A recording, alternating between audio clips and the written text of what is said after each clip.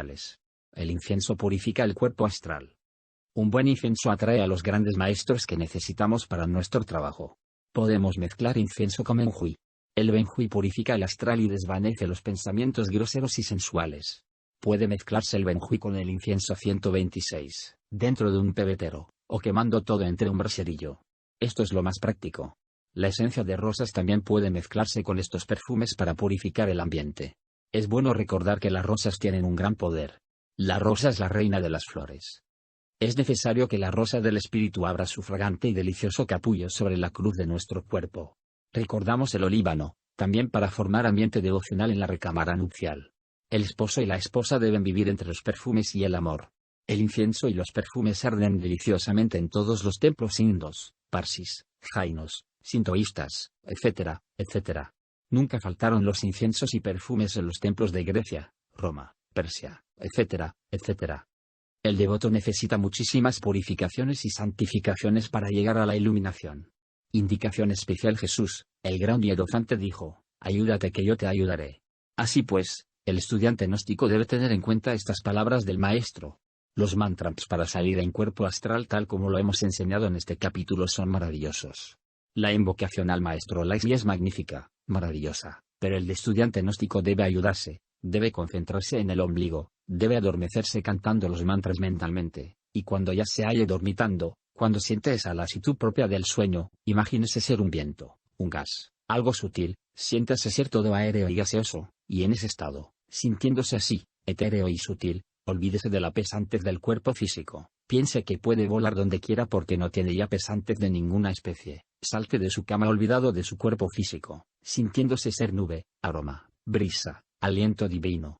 No se trate de saltar mentalmente, es urgente que todo esto se traduzca en acción, en hechos concretos. Una vez fuera del cuerpo físico, salga de su casa y diríjase en cuerpo astral a la iglesia gnóstica, o a cualquier lugar donde usted quiera. Con cuerpo astral se puede viajar a otros planetas, con cuerpo astral se pueden visitar los sitios más lejanos del cosmos, los templos de misterios, etc., etc. Con cuerpo astral podrá el devoto estudiar los registros acásicos de la naturaleza, y conocer todos los acontecimientos pasados, presentes y futuros. Hay una profecía oriental que asegura que a fines de este siglo XX los científicos tendrán aparatos radiotelevisores especiales para estudiar los registros acásicos de la naturaleza. Entonces podrá la humanidad entera ver en la pantalla toda la historia de la Tierra y de sus razas. Toda la historia viva de los grandes hombres como Jesús, Mahoma, Buda, Hermes, Quetzalcóatl. Actualmente se lucha en el sentido de perfeccionar la radio hasta captar los discursos de Cristo, Cicerón, Orfeo, etc. Esas ondas existen porque nada deja de vibrar en la naturaleza y solo es cuestión de perfeccionar la radio y la radiotelevisión. No está tampoco lejano el día en que se inventen ciertos lentes especiales para ver el cuerpo astral y el plano astral. La Gran Logia Blanca está iniciando este tipo de inventos y descubrimientos científicos. Capítulo 33. El Cristo, el adorable Dios Christus, Cristo, deviene de arcaicos cultos al Dios Fuego. Las letras P, Pira, y la X, Cruz, significan el jeroglífico de producir el fuego sagrado. Cristo fue adorado en los misterios de Mitra, Apolo, Afrodita, Júpiter, Jano, Vesta, Baco, Astarte, Demeter, Quetzalcóatl, etc. Jamás ha faltado en religión alguna el principio Cristo. Todas las religiones son una sola. La religión es inherente a la vida como la unidad al agua. La gran religión cósmica universal se modifica en millares de formas religiosas. Los sacerdotes están plenamente identificados unos con otros en todas las formas religiosas por los principios fundamentales de la gran religión cósmica universal. 127. No existe diferencia básica entre el sacerdote maometano y el sacerdote judío o entre el sacerdote pagano y el cristiano legítimo. La religión es una, única y absolutamente universal. Las ceremonias del sacerdote sintoísta del Japón o de los lamas mongoles es similar a las ceremonias de los brujos y hechiceros del África y Oceanía. Cuando una forma religiosa se degenera, desaparece y en su lugar la vida universal crea nuevas formas religiosas. El auténtico cristianismo gnóstico primitivo viene del paganismo. Antes del paganismo se veneró en todos los cultos al Cristo cósmico. En Egipto, Cristo era Osiris y quien lo encarnaba era un osirificado. En todas las épocas han vivido maestros que se han asimilado al principio crístico universal infinito. En Egipto, Hermes fue el Cristo. En México, el Cristo fue Quetzalcóatl. En la India sagrada, Krishna es Cristo. En la Tierra Santa, el gran gnóstico Jesús, educado en la tierra de Egipto, fue quien tuvo la dicha de asimilarse el principio crístico universal y por ello mereció ser rebautizado con la seidad del fuego y de la cruz, Christus. El nazareno Jesús Theus, es el hombre moderno que encarna totalmente el principio crístico universal. Antes de él, muchos maestros encarnaron ese principio crístico del fuego. El rabí de Galilea es un dios porque encarnó totalmente al Cristo cósmico. Hermes, Quetzalcóatl, Krishna, dioses son porque también encarnaron al Cristo cósmico. Es necesario adorar a los dioses, ellos ayudan a sus devotos. Pedid y se os dará, golpea y se os abrirá. El arte de producir el fuego es la magia sexual. Solo con el matrimonio perfecto podemos producir el fuego, desarrollarlo y encarnar al Cristo. Así nos convertimos en dioses. El principio Cristo es siempre el mismo. Los maestros que lo encarnan son Budas vivientes. Entre estos últimos, siempre existen jerarquías. El Buda Jesús es el iniciado más exaltado de la fraternidad universal blanca. Cuando una forma religiosa ha cumplido su misión, se desintegra. Jesús, el Cristo, fue de hecho el iniciador de una nueva era. Jesús fue una necesidad religiosa de la época. La casta sacerdotal pagana, a fines del Imperio Romano, había caído en el más completo descrédito. Las muchedumbres ya no respetaban a los sacerdotes y los artistas satirizaban en comedias a los divinos rituales, motejando sarcásticamente a las divinidades del Olimpo y del Averno. Es doloroso ver cómo estas gentes imitaban al dios Baco, en una mujer borracha, y otras veces la caricaturizaban 128, como un borracho panzón montado en un burro. A la inefable y bendita diosa Venus la representaron como una mujer adúltera que andaba en busca de placeres orgiásticos, seguida por las ninfas que eran perseguidas por sátiros al frente de Pan y Baco.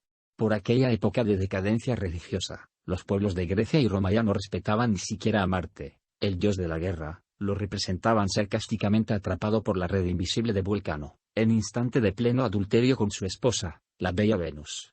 La forma como se burlaban del ofendido, el sarcasmo, la ironía, etc., revelan, a las claras, la decadencia del paganismo. No se salvó de la profanación ni siquiera Júpiter Olimpo, el padre de los dioses, pues lo representaban sarcásticamente en muchas sátiras ocupado en seducir a diosas, ninfas y mortales. Príapo se convirtió en el terror de los esposos, y el Olimpo, antigua morada de los dioses, en una desenfrenada bacanal. El terrible Averno, infierno, gobernado por Plutón, fuente de terror de innumerables siglos, ya no espantaba a nadie y fue entonces comediado con intrigas de todo género, sarcasmos y burlas que hacían reír a todo el mundo. De nada sirvieron entonces los anatemas y excomuniones de los sacerdotes, pontífices, mitrados, etc., ya las gentes no los respetaban. La forma religiosa había cumplido su misión y su muerte fue inevitable. La mayor parte de los sacerdotes se degeneraron entonces y se prostituyeron en los ya degenerados templos de Vesta, Venus, Afrodita y Apolo. Por aquella época fue cuando muchos sacerdotes paganos se convirtieron en vagabundos, comediantes, titiriteros, limosneros. Las personas comunes y corrientes se burlaban de ellos y los corrían a pedradas. En eso terminó la forma religiosa del paganismo romano. Y ya esa forma había cumplido su misión y ahora no le quedaba más remedio que la muerte. El mundo necesitaba algo nuevo. La religión universal necesitaba manifestarse con una nueva forma. Jesús fue entonces el iniciador de esa nueva era. Jesús, el Cristo, fue de hecho el héroe divino de la nueva edad. El concilio de Nicea celebrado en el año 325 no creó un nuevo héroe, como suponen los cerdos del materialismo. En el concilio de Nicea se reconoció oficialmente una doctrina y un hombre. La doctrina fue el cristianismo primitivo, hoy desfigurado por la secta católica romana. El hombre fue Jesús. Muchos hombres se habían declarado avatares de la nueva era, pero ninguno, a excepción de Jesús, había enseñado la doctrina de la nueva era. Los hechos son los que hablan y Jesús habló con hechos, por eso se le reconoció como iniciador de la nueva era. La doctrina de Jesús es el esoterismo crístico, la religión solar de todas las edades y siglos. El gnosticismo enseñado por Jesús es la religión del sol, el cristianismo primeval de los dioses de la aurora. En el concilio de Nicea se le dio de hecho personería jurídica a una nueva forma religiosa que había soportado, durante mucho tiempo, persecuciones y martirios espantosos. Basta recordar los circos de leones en tiempos de Nerón, cuando los cristianos eran echados a la arena para ser devorados por estas fieras. Recordemos las épocas de las catacumbas y los sufrimientos de todos aquellos gnósticos. Era muy justo que en el concilio de Nicea se reconociera definitivamente, en forma totalmente oficial, una doctrina solar y un hombre que había encarnado al Cristo cósmico. Aclaramos que los dioses santos de las religiones egipcias, griegas, romanas, ibéricas, escandinavas, gálicas, germánicas, asirias, arameas, babilónicas, persas, etcétera, etcétera, no han muerto. Esos dioses cumplieron su misión y luego se retiraron, eso es todo. En un futuro Manvantara estos dioses inefables y sus religiones divinas volverán en su tiempo y en su hora para una nueva manifestación. Cuando una forma religiosa desaparece, entrega sus principios ecuménicos universales a la forma religiosa que le sucede, esa es la ley de la vida. 129. Jesús tiene los divinos atributos de Krishna, Buda, Zeus, Júpiter, Apolo. Todos ellos nacen de una virgen. Realmente, el Cristo nace siempre de la Virgen Madre del mundo. Todo maestro practica magia sexual y, hablando en sentido simbólico, podemos afirmar que dentro del vientre de la esposa sacerdotisa nace el Cristo. Los emblemas, símbolos y remas del nacimiento de los dioses son siempre los mismos. El dios Mitra nace el 24 de diciembre a las 12 de la noche, como Jesús. El lugar de nacimiento de Jesús, Belén. Este nombre viene del nombre del dios de los babilónicos y germanos que así denominaban al dios Sol, Belo Beleno. Con esto se quiso dar a entender la realidad de un hombre que encarnó al Cristo Sol. Las diosas Isis, Juno, Demeter, Ceres, Vesta, Maía, fueron entonces personificadas en la madre del hierophante Jesús. La hebrea María fue una gran iniciada. Esto lo sabe todo ocultista. Todas estas diosas madres bien pueden representar a la divina madre Kundalini, de la cual nace siempre el verbo universal de la vida. Todos los santos, mártires, vírgenes, ángeles, querubines, serafines, arcángeles, potestades, virtudes, tronos, son los mismos semidioses, titanes, diosas, sílfides, cíclopes y mensajeros de los dioses, pero ahora con nuevos nombres. Los principios religiosos son siempre los mismos. Pueden cambiar las formas religiosas pero los principios no cambian porque solo existe una sola religión, la religión universal. Los antiguos conventos de monjas resurgieron en forma nueva, pero con la desgracia de que los sacerdotes medievales, no conociendo el gran arcano, solo utilizaron a las sacerdotisas para fornicar. Si ellos hubieran conocido el gran arcano, ellas hubieran cumplido una gran misión, y ellos se hubieran realizado a fondo. Entonces la forma católica romana no se habría degenerado y el esoterismo crístico resplandecería ahora en todos los templos. El esoterismo gnóstico crístico reemplazará en la nueva era acuaria la forma católica, y el ser humano venerará a los dioses inefables. El matrimonio perfecto es el camino religioso de la nueva era. Es imposible encarnar el Cristo cósmico sin la magia sexual. El amor es la religión más elevada. Dios es amor. Ha llegado la hora de comprender a fondo el profundo significado de eso que se llama amor. Realmente, el amor es el único tipo de energía que puede cristificarnos totalmente. El sexo es la piedra del sol. El sexo es la piedra básica sobre la cual tenemos que edificar el templo para el Señor. La piedra que desecharon los que edificaban, esta fue hecho por cabezas de esquina, por el Señor es hecho esto y es cosa maravillosa esto. Precisamente esta piedra es desechada por los infrasexuales que presumen de perfectos. Es realmente cosa maravillosa que esta piedra, considerada como tabú o pecado, o sencillamente como instrumento de placer, sea puesta por cabeza de esquina del templo. Por tanto os digo que el reino de Dios, el magis regnum o reino de la magia, será quitado de vosotros, y será dado a gente que haga los frutos de él. Y el que cayere sobre esta piedra, será quebrantado, y sobre quien ella cayere, lo desmenuzará. Véase Mateo, versículos 42, 44, 45, capítulo 21. El sexo es la piedra fundamental de la familia, porque sin este no existiría la familia. El sexo es la piedra fundamental del hombre porque sin este el hombre no vendría a la existencia. El sexo es la piedra fundamental del universo porque sin este el universo no existiría. La energía sexual del tercer logos fluye desde el centro de toda nebulosa, y desde el vórtice de todo átomo. Cuando esa energía deje de fluir desde el centro de la Tierra, ésta se convertirá en un cadáver. La energía sexual del tercer logos tiene tres modos de expresión: primero, reproducción de la especie; segundo, evolución de la raza humana; tercero, desarrollo espiritual.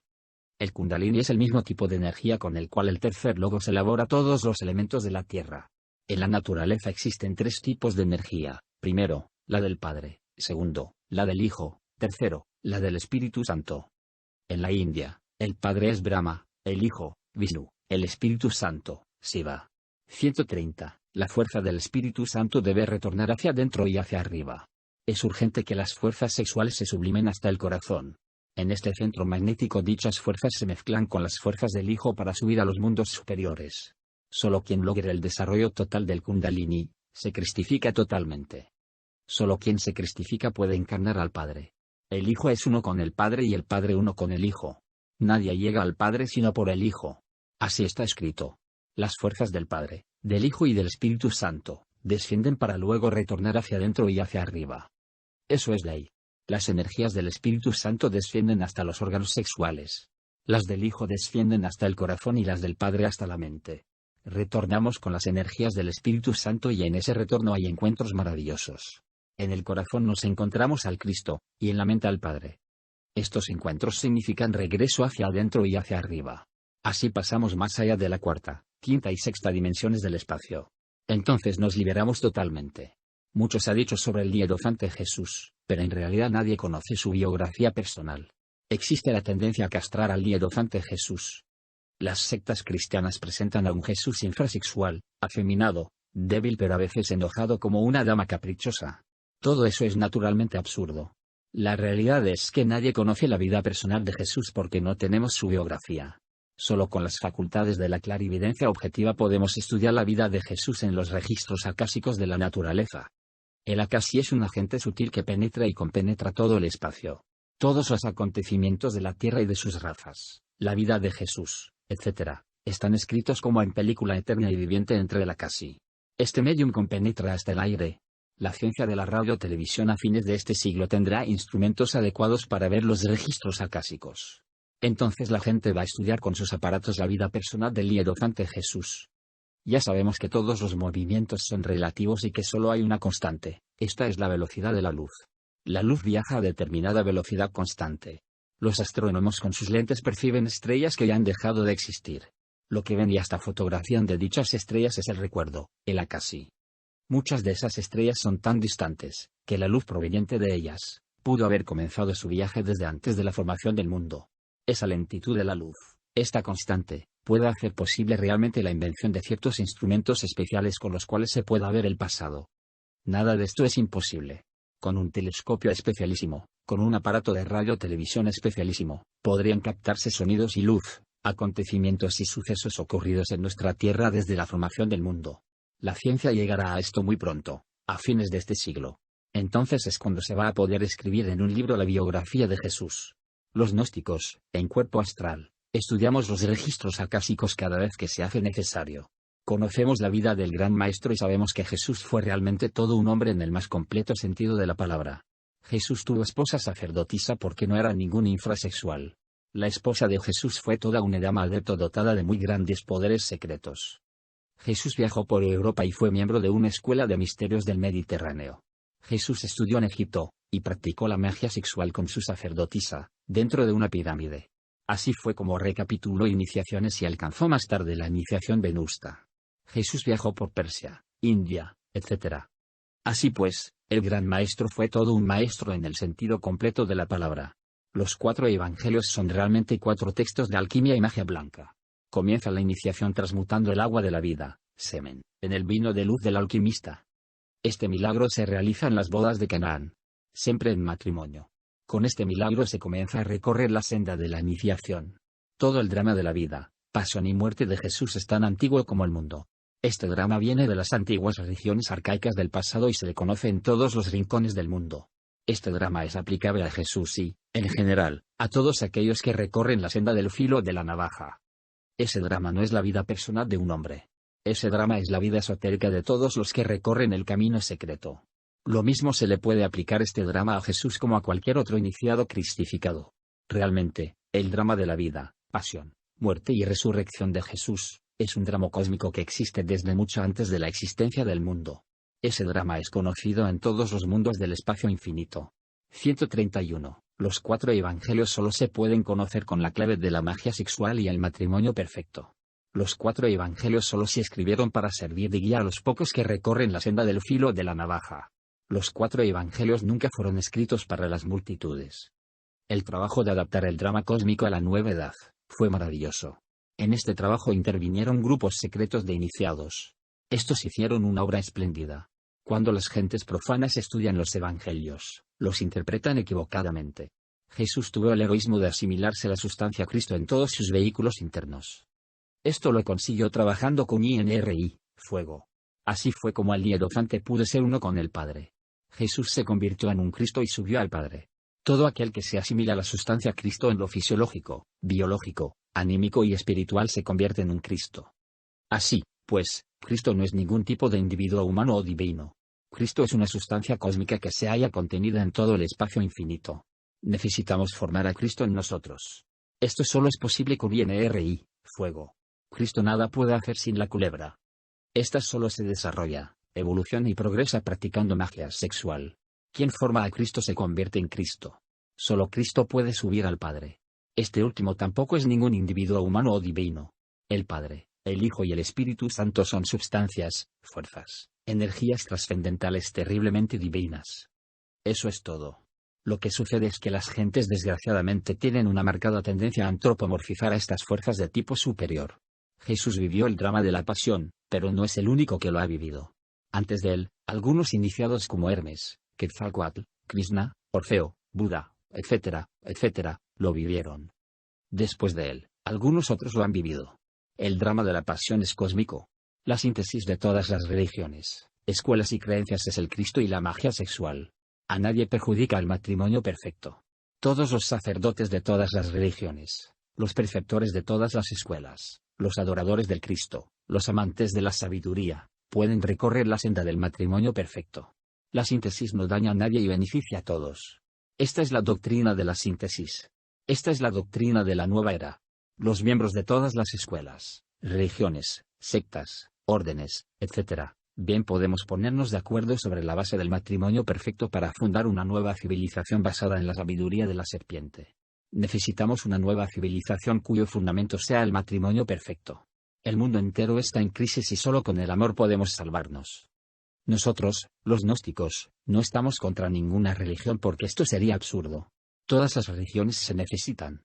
Todas las religiones son manifestaciones diversas de la religión cósmica universal infinita.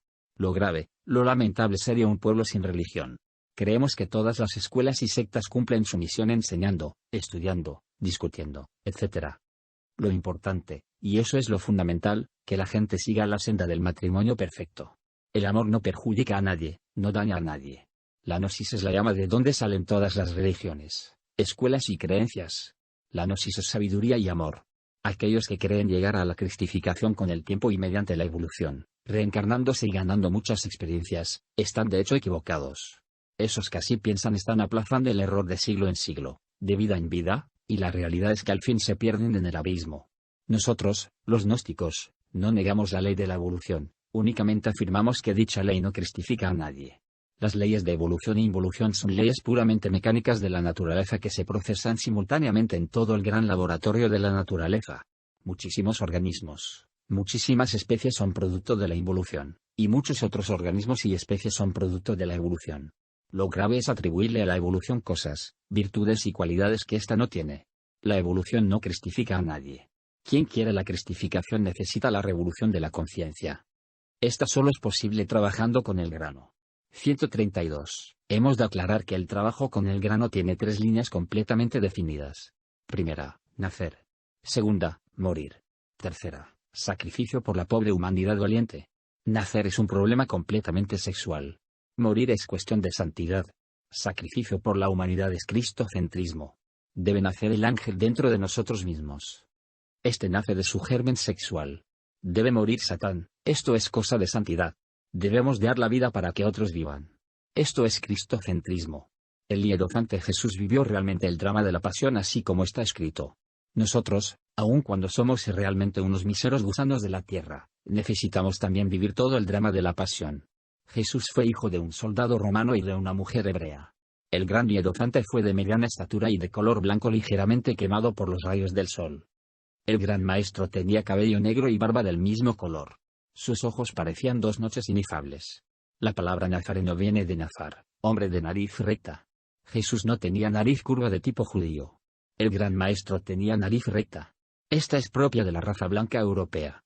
Jesús solo era judío por parte de la hebrea María, pero por parte de su padre era de raza blanca céltica. Su padre era un soldado romano. La esposa sacerdotisa del Maestro Jesús fue también de raza blanca y tenía grandes poderes esotéricos, como lo demostró cuando viajó con el Nazareno por los países del Mediterráneo en tierra de Europa. Jesús fue todo un hombre. Jesús no fue el castrado que presentan muchas religiones. Jesús recorrió la senda del matrimonio perfecto. Jesús formó al Cristo dentro de sí mismo practicando magia sexual con su mujer. Esto que estamos afirmando escandalizará a los fanáticos, pero cuando los científicos tengan en su poder los registros acásicos de la naturaleza, entonces las gentes nos darán la razón porque podrán ver, por sí mismas, la vida de Jesús mediante ultramodernos televisores, no importa el nombre que a esos aparatos se les dé en aquella época.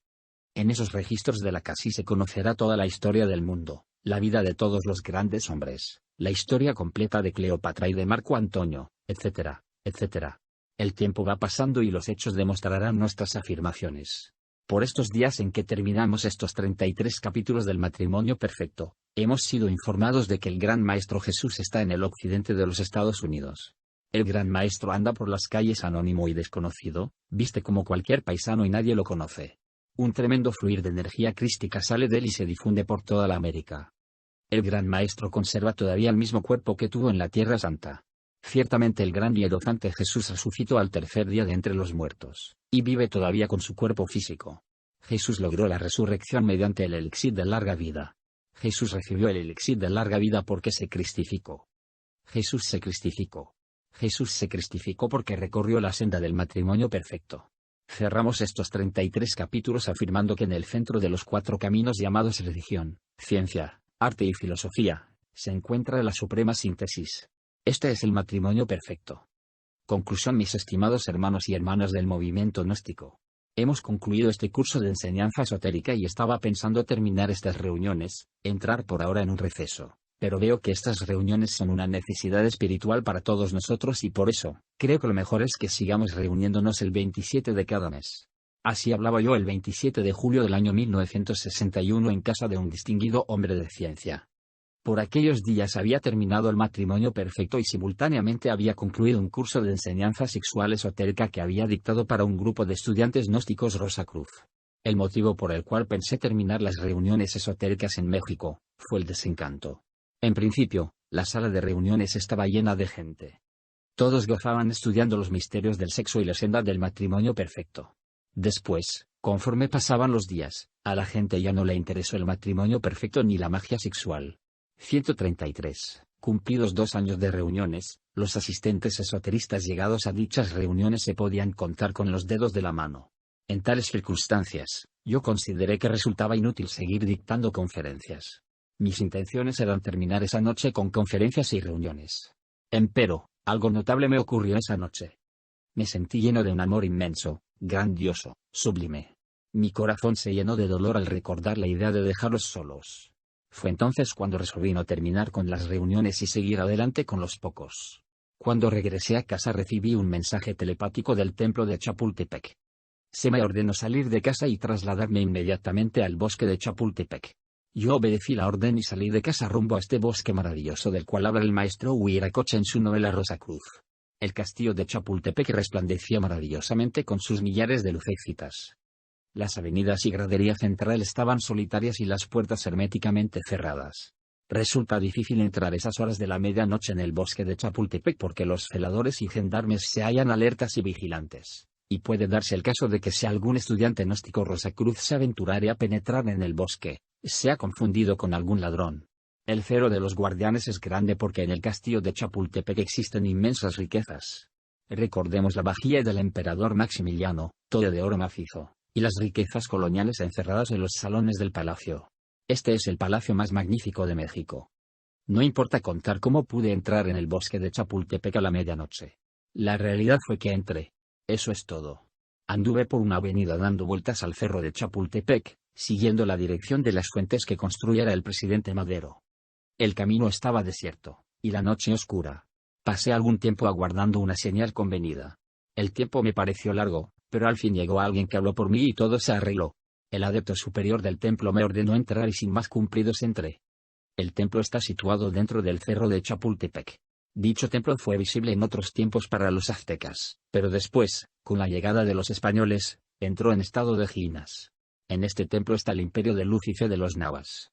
2 guardianes de espada desnuda guardan la entrada y nadie puede entrar ahí sin orden superior.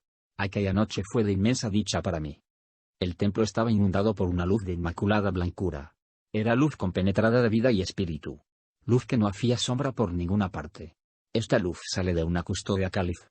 Dentro de semejante luz se siente el alma llena de felicidad verdaderamente indescriptible. Un ángel penetró conmigo en el templo y tomó asiento.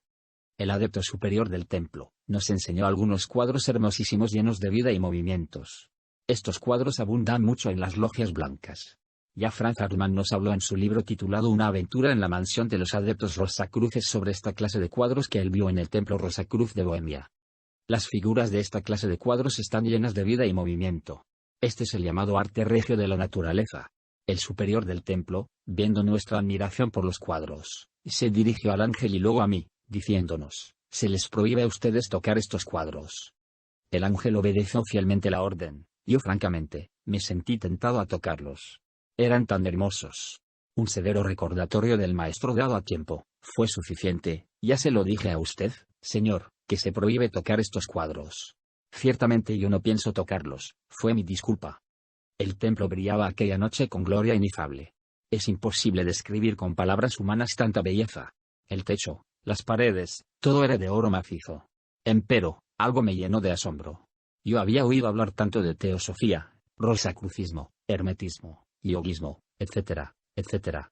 Y ahora aquí, en pleno templo gnóstico Rosacruz de Ginas, solo había un pequeño grupo de caballeros y damas que, como yo, también habían sido invitados a la reunión del templo. Recordé las salas de algunos profesores de ocultismo, siempre llenas de millares de personas. Recordé los templos del mundo, repletos de millares de seres humanos. 134. Recordé las logias que se hacen llamar Rosacruces con sus millones de afiliados, y ahora aquí en pleno templo de la logia blanca, los pocos que había, se podían contar con los dedos de la mano. Entonces comprendí todo. Al principio venían a nuestras reuniones esotéricas muchísimas personas. Conforme fue pasando el tiempo el número de asistentes fue disminuyendo notablemente y ahora solo unos pocos sedientos de sabiduría y amor venían a nosotros. Cuando comprendí esto exclamé espontáneamente: los templos, logias y escuelas del mundo están siempre llenos de muchas gentes porque Satán los tiene engolosinados, pero a los templos de la verdadera sabiduría divina solo vienen unos pocos.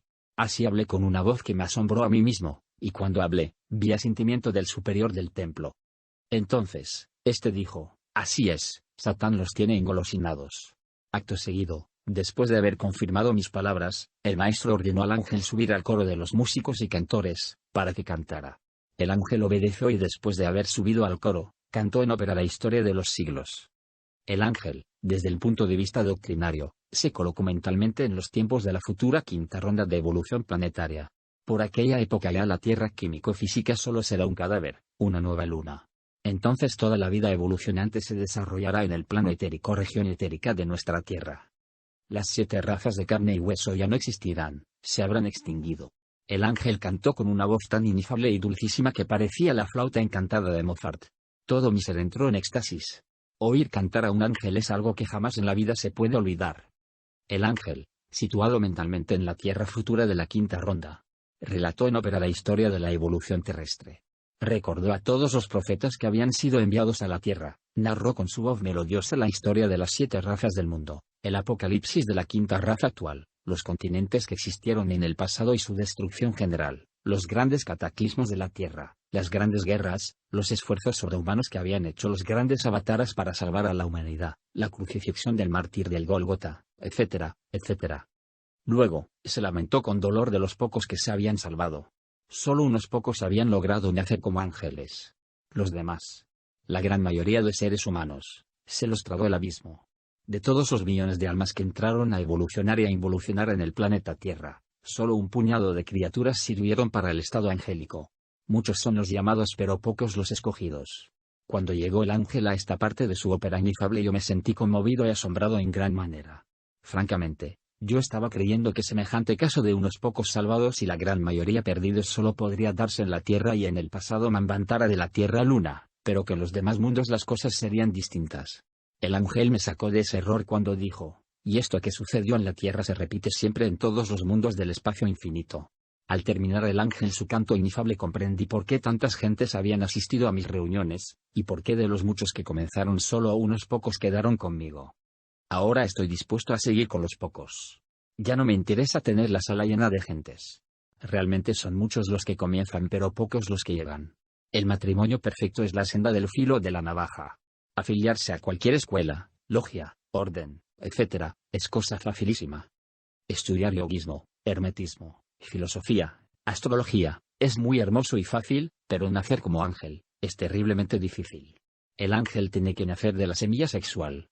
Ahí precisamente está la parte difícil. La semilla de trigo germina fácilmente. Ciertamente se pierden muchas semillas, pero en su mayoría germinan y se convierten en espigas que dan el grano con el cual se alimentan las multitudes. Sembrar semillas de maíz es también cosa fácil. Se pierden muchas semillas, pero la gran mayoría no se pierde, germina y da maíz. Lo más difícil es la semilla de ángeles. Esta semilla la lleva el hombre en sus glándulas sexuales, y muy raras veces germina. Hemos concluido este libro afirmando absolutamente que solo con el matrimonio perfecto logramos que germine esta semilla y nazca el fruto. Este último es el ángel.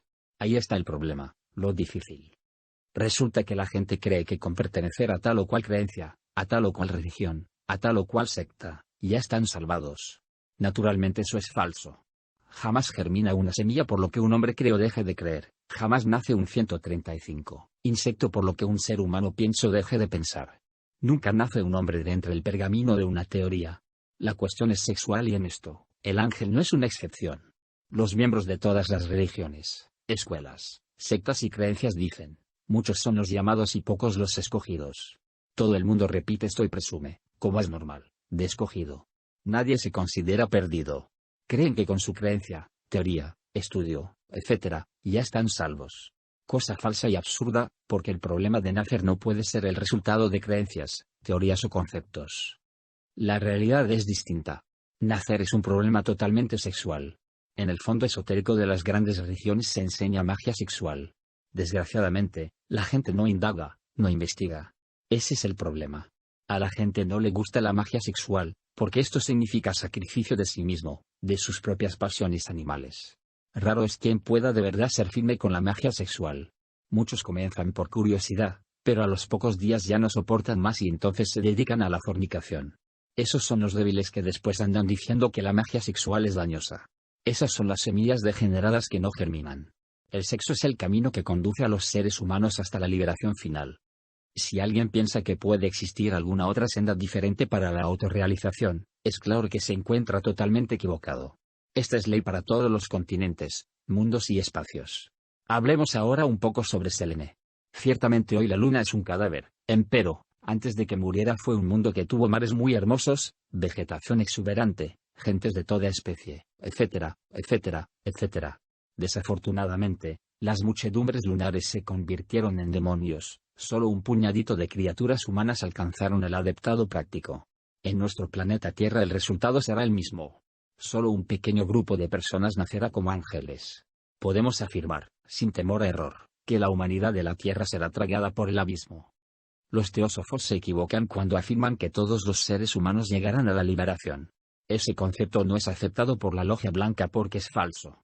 Y se equivocan quienes creen que con creer en tal o cual cosa serán salvos. Ese concepto es falso. Y se equivocan quienes creen que con el sistema fuelle del pranayama y la filosofía, pueden ser salvos. Nadie puede salvarse sin nacer, y nadie puede nacer sin el sexo. He concluido este libro con inmenso dolor por la humanidad. Es lamentable que el abismo se trague tanta gente. Escribo con dolor, porque sé que la humanidad no acepta el matrimonio perfecto. Concluyo este libro, perfectamente convencido de que son muy pocos aquellos que sepan aprovecharlo de verdad. A la gente no le gustan estas cosas. Todos creen que con su creencia particular, religión, orden o escuela, se pueden salvar y no hay como convencerlos de que están equivocados. En la futura quinta ronda, todos estos que no aceptan el matrimonio perfecto serán demonios, habitantes del abismo. En la futura quinta ronda, aquellos que aceptaron el matrimonio perfecto serán ángeles. Estamos en el final de la raza aria, empezando a vivir el apocalipsis de San Juan, y millones de seres humanos están entrando al abismo. Estas pobres gentes ingresan al abismo convencidos de que van muy bien, creen que ya son de los escogidos, y que sus creencias los han salvado. Eso creen ellos y no hay como poderles probar lo contrario. Así se sumergen en el abismo donde, después de muchísimos millones de años, se van desintegrando lentamente hasta convertirse en polvareda cósmica. Esa es la muerte segunda. Concluimos este libro diciendo, solo se salva quien se convierte en ángel. El ángel debe nacer dentro de nosotros mismos. Eso de nacer es un problema absolutamente sexual y el único camino es el del matrimonio perfecto. Fin 136. El incienso purifica el cuerpo astral. Un buen incienso atrae a los grandes maestros que necesitamos para nuestro trabajo. Podemos mezclar incienso con benjuí. El benjuí purifica el astral y desvanece los pensamientos groseros y sensuales. Puede mezclarse el benjuí con el incienso 126, dentro de un pebetero, o quemando todo entre un braserillo. Esto es lo más práctico. La esencia de rosas también puede mezclarse con estos perfumes para purificar el ambiente. Es bueno recordar que las rosas tienen un gran poder. La rosa es la reina de las flores. Es necesario que la rosa del espíritu abra su fragante y delicioso capullo sobre la cruz de nuestro cuerpo. Recordamos el olíbano, también para formar ambiente devocional en la recámara nupcial. El esposo y la esposa deben vivir entre los perfumes y el amor. El incienso y los perfumes arden deliciosamente en todos los templos indos, parsis, jainos, sintoístas, etc., etc. Nunca faltaron los inciensos y perfumes en los templos de Grecia, Roma, Persia, etc., etc. El devoto necesita muchísimas purificaciones y santificaciones para llegar a la iluminación. Indicación especial: Jesús, el gran hierofonte, dijo: ayúdate que yo te ayudaré. Así pues, el estudiante gnóstico debe tener en cuenta estas palabras del maestro. Los mantras para salir en cuerpo astral, tal como lo hemos enseñado en este capítulo, son maravillosos. La invocación al maestro Laxmi es magnífica, maravillosa, pero el estudiante gnóstico debe ayudarse, debe concentrarse en el ombligo, debe adormecerse cantando los mantras mentalmente, y cuando ya se halle dormitando, cuando siente esa lasitud propia del sueño, imagínese ser un viento, un gas, algo sutil, siéntase ser todo aéreo y gaseoso, y en ese estado, sintiéndose así, etéreo y sutil, olvídese de la pesantez del cuerpo físico, piense que puede volar donde quiera porque no tiene ya pesantez de ninguna especie, salte de su cama olvidado de su cuerpo físico, sintiéndose ser nube, aroma, brisa, aliento divino. No se trate de saltar mentalmente, es urgente que todo esto se traduzca en acción, en hechos concretos. Una vez fuera del cuerpo físico, salga de su casa y diríjase en cuerpo astral a la iglesia gnóstica, o a cualquier lugar donde usted quiera. Con cuerpo astral se puede viajar a otros planetas, con cuerpo astral se pueden visitar los sitios más lejanos del cosmos, los templos de misterios, etc., etc.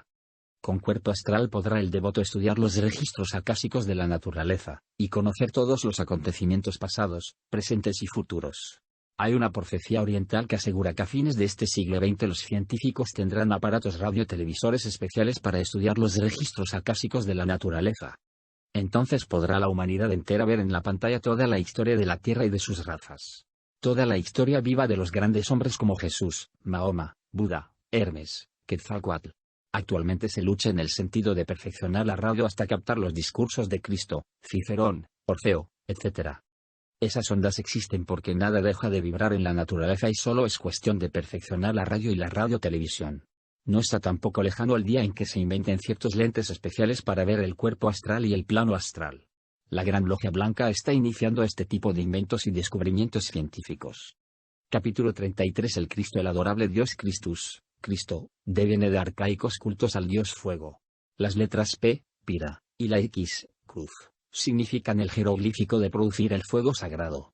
Cristo fue adorado en los misterios de Mitra, Apolo, Afrodita, Júpiter, Jano, Vesta, Baco, Astarte, Demeter, Quetzalcóatl, etc.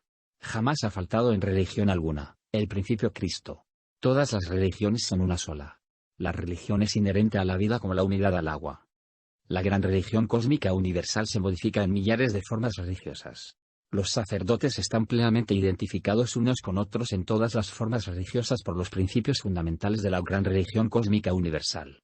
127. No existe diferencia básica entre el sacerdote maometano y el sacerdote judío o entre el sacerdote pagano y el cristiano legítimo. La religión es una, única y absolutamente universal. Las ceremonias del sacerdote sintoísta del Japón o de los lamas mongoles es similar a las ceremonias de los brujos y hechiceros del África y Oceanía. Cuando una forma religiosa se degenera, desaparece y en su lugar la vida universal crea nuevas formas religiosas. El auténtico cristianismo gnóstico primitivo viene del paganismo. Antes del paganismo se veneró en todos los cultos al Cristo cósmico. En Egipto, Cristo era Osiris y quien lo encarnaba era un osirificado. En todas las épocas han vivido maestros que se han asimilado al principio crístico universal infinito. En Egipto, Hermes fue el Cristo. En México, el Cristo fue Quetzalcóatl. En la India sagrada, Krishna es Cristo. En la Tierra Santa, el gran gnóstico Jesús, educado en la tierra de Egipto, Fue quien tuvo la dicha de asimilarse al principio crístico universal y por ello mereció ser rebautizado con la seidad del fuego y de la cruz, Christus. El nazareno Jesús Feus, es el hombre moderno que encarna totalmente el principio crístico universal. Antes de él, muchos maestros encarnaron ese principio crístico del fuego. El rabí de Galilea es un dios porque encarnó totalmente al Cristo cósmico. Hermes, Quetzalcóatl, Krishna, dioses son porque también encarnaron al Cristo cósmico. Es necesario adorar a los dioses, ellos ayudan a sus devotos. Pedid y se os dará, golpea y se os abrirá. El arte de producir el fuego es la magia sexual. Solo con el matrimonio perfecto podemos producir el fuego, desarrollarlo y encarnar al Cristo. Así nos convertimos en dioses. El principio Cristo es siempre el mismo. Los maestros que lo encarnan son Budas vivientes. Entre estos últimos, siempre existen jerarquías. El Buda Jesús es el iniciado más exaltado de la fraternidad universal blanca. Cuando una forma religiosa ha cumplido su misión, se desintegra. Jesús, el Cristo, fue de hecho el iniciador de una nueva era. Jesús fue una necesidad religiosa de la época. La casta sacerdotal pagana, a fines del Imperio Romano, había caído en el más completo descrédito. Las muchedumbres ya no respetaban a los sacerdotes y los artistas satirizaban en comedias a los divinos rituales, motejando sarcásticamente a las divinidades del Olimpo y del Averno. Es doloroso ver cómo estas gentes imitaban al dios Baco, en una mujer borracha, y otras veces la caricaturizaban 128, como un borracho panzón montado en un burro. A la inefable y bendita diosa Venus la representaron como una mujer adúltera que andaba en busca de placeres orgiásticos, seguida por las ninfas que eran perseguidas por sátiros al frente de Pan y Baco. Por aquella época de decadencia religiosa, los pueblos de Grecia y Roma ya no respetaban ni siquiera a Marte, el dios de la guerra, lo representaban sarcásticamente atrapado por la red invisible de Vulcano, en instante de pleno adulterio con su esposa, la bella Venus. La forma como se burlaban del ofendido, el sarcasmo, la ironía, etc., revelan, a las claras, la decadencia del paganismo. No se salvó de la profanación ni siquiera Júpiter Olimpo, el padre de los dioses, pues lo representaban sarcásticamente en muchas sátiras ocupado en seducir a diosas, ninfas y mortales. Príapo se convirtió en el terror de los esposos, y el Olimpo, antigua morada de los dioses, en una desenfrenada bacanal. El terrible Averno, infierno, gobernado por Plutón, fuente de terror de innumerables siglos, ya no espantaba a nadie y fue entonces comediado con intrigas de todo género, sarcasmos y burlas que hacían reír a todo el mundo. De nada sirvieron entonces los anatemas y excomuniones de los sacerdotes, pontífices, mitrados, etc., ya las gentes no los respetaban. La forma religiosa había cumplido su misión y su muerte fue inevitable. La mayor parte de los sacerdotes se degeneraron entonces y se prostituyeron en los ya degenerados templos de Vesta, Venus, Afrodita y Apolo. Por aquella época fue cuando muchos sacerdotes paganos se convirtieron en vagabundos, comediantes, titiriteros, limosneros. Las personas comunes y corrientes se burlaban de ellos y los corrían a pedradas. En eso terminó la forma religiosa del paganismo romano. Y ya esa forma había cumplido su misión y ahora no le quedaba más remedio que la muerte. El mundo necesitaba algo nuevo. La religión universal necesitaba manifestarse con una nueva forma. Jesús fue entonces el iniciador de esa nueva era. Jesús, el Cristo, fue de hecho el héroe divino de la nueva edad. El concilio de Nicea celebrado en el año 325 no creó un nuevo héroe, como suponen los cerdos del materialismo. En el concilio de Nicea se reconoció oficialmente una doctrina y un hombre. La doctrina fue el cristianismo primitivo, hoy desfigurado por la secta católica romana. El hombre fue Jesús. Muchos hombres se habían declarado avatares de la nueva era, pero ninguno, a excepción de Jesús, había enseñado la doctrina de la nueva era. Los hechos son los que hablan y Jesús habló con hechos, por eso se le reconoció como iniciador de la nueva era. La doctrina de Jesús es el esoterismo crístico, la religión solar de todas las edades y siglos. El gnosticismo enseñado por Jesús es la religión del sol, el cristianismo primeval de los dioses de la aurora. En el concilio de Nicea se le dio de hecho personería jurídica a una nueva forma religiosa que había soportado, durante mucho tiempo, persecuciones y martirios espantosos. Basta recordar los circos de leones en tiempos de Nerón, cuando los cristianos eran echados a la arena para ser devorados por estas fieras. Recordemos las épocas de las catacumbas y los sufrimientos de todos aquellos gnósticos. Era muy justo que en el concilio de Nicea se reconociera definitivamente, en forma totalmente oficial, una doctrina solar y un hombre que había encarnado al Cristo cósmico. Aclaramos que los dioses santos de las religiones egipcias, griegas, romanas, ibéricas, escandinavas, gálicas, germánicas, asirias, arameas, babilónicas, persas, etcétera, etcétera, no han muerto. Esos dioses cumplieron su misión y luego se retiraron, eso es todo. En un futuro Manvantara estos dioses inefables y sus religiones divinas volverán en su tiempo y en su hora para una nueva manifestación. Cuando una forma religiosa desaparece, entrega sus principios ecuménicos universales a la forma religiosa que le sucede, esa es la ley de la vida. 129. Jesús tiene los divinos atributos de Krishna, Buda, Zeus, Júpiter, Apolo. Todos ellos nacen de una virgen. Realmente, el Cristo nace siempre de la Virgen Madre del mundo. Todo maestro practica magia sexual y, hablando en sentido simbólico, podemos afirmar que dentro del vientre de la esposa sacerdotisa nace el Cristo. Los emblemas, símbolos y dramas del nacimiento de los dioses son siempre los mismos. El dios Mitra nace el 24 de diciembre a las 12 de la noche, como Jesús. El lugar de nacimiento de Jesús, Belén. Este nombre viene del nombre del dios de los babilónicos y germanos que así denominaban al dios Sol, Belo Beleno. Con esto se quiso dar a entender la realidad de un hombre que encarnó al Cristo Sol. Las diosas Isis, Juno, Demeter, Ceres, Vesta, Maía, fueron entonces personificadas en la madre del hierophante Jesús. La hebrea María fue una gran iniciada. Esto lo sabe todo ocultista. Todas estas diosas madres bien pueden representar a la divina madre Kundalini, de la cual nace siempre el verbo universal de la vida. Todos los santos, mártires, vírgenes, ángeles, querubines, serafines, arcángeles, potestades, virtudes, tronos, son los mismos semidioses, titanes, diosas, sílfides, cíclopes y mensajeros de los dioses, pero ahora con nuevos nombres. Los principios religiosos son siempre los mismos. Pueden cambiar las formas religiosas pero los principios no cambian porque solo existe una sola religión, la religión universal. Los antiguos conventos de monjas resurgieron en forma nueva, pero con la desgracia de que los sacerdotes medievales, no conociendo el gran arcano, solo utilizaron a las sacerdotisas para fornicar. Si ellos hubieran conocido el gran arcano, ellas hubieran cumplido una gran misión, y ellos se hubieran realizado a fondo. Entonces la forma católica romana no se habría degenerado y el esoterismo crístico resplandecería ahora en todos los templos. El esoterismo gnóstico crístico reemplazará en la nueva era acuaria la forma católica, y el ser humano venerará a los dioses inefables. El matrimonio perfecto es el camino religioso de la nueva era. Es imposible encarnar el Cristo cósmico sin la magia sexual. El amor es la religión más elevada.